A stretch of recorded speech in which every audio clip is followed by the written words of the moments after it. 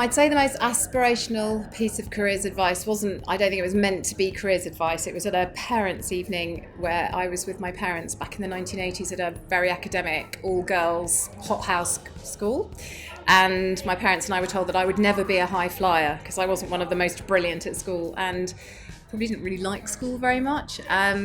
So that sort of gave me the determination to succeed, I think. And I think that plus finding what your passion is, something you want to do every day and not stop doing, which for me was psychology, is still psychology. I think that for me was career advice, and that's the advice I'd give any young person today. So my most aspirational piece of careers advice would be to help anybody, help everybody in your career as you go along, and when you need help, people will help you back. The best bit of career advice I ever received was from my dad. I think his dad had said it to him. He said, if you can find a job that you like, you'll never work a day in your life. And it's completely true. My family were never so big on aspiration, but what they did always say to me is that anyone can do anything for 2 years, and whatever it was that I tried, whether it was keyboard lessons or when it was going away to university, they said stick it out for 11 weeks before you make a decision. And I think actually that's very clever careers advice as well. The reality is the money and all the other bits and pieces will come. If you're following your passion, you truly understand what you want to achieve, and then you work on how you're going to get to that final destination. In terms of aspirational careers advice, I'm not sure I actually actively received any when I was particularly, certainly when I was much younger. And I think that's because careers itself as a profession is actually very young.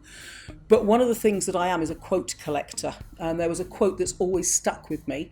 And that was, what a mind can conceive and believe, it can achieve. My old boss, she'd set up a company. There were started with 2 of them, grew it to 50 people, a couple of offices around the world, and she was saying, you've just got to care more than anyone else.